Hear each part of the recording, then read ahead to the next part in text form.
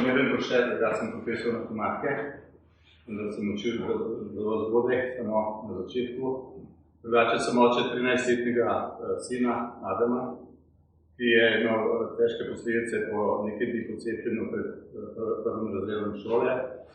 In takrat smo šli čez vso to kalvarijo, s zdravniki, ki jo tudi zdaj srečujem.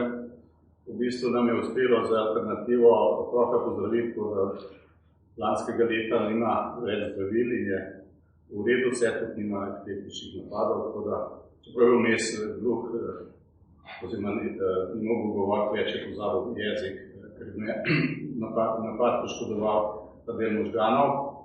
Tako da je potem, ko se je zgodilo to s temi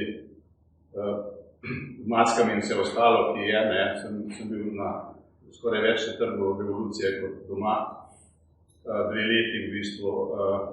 In potem sem iskal tako podobno kot Jure, kaj je rešitev, ki je narediti ta premik, kako ga narediti, kaj je treba, in ko sem videl, da pač ni preveč navdušenja, da bi se ljudje dalo, to sem se odločil, da tole nastopim in da pomagamo to vlado premakniti proti pristanišču, verjetno bo uspelo čisto pristati na pristanišču.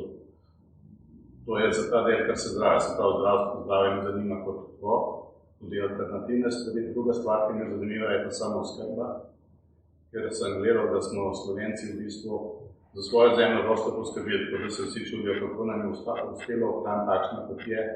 Kmetije so bile samo zadostne, so pridelali tudi več, da so lahko dodali tiste pridelke, zato da so davke plačali. Tisto, kar je najbolj zanimivo, da so že leta 650 volili ljudje, kmetje, svoje predstavnike in se tudi proglasili, ne pa vladali od kje drugje. In to nam je v krvi in na srečo po gospe Godina je 8 generacij ostane to v krvi in ne more zbrisati. In še nismo 8 generacij, odkar so nam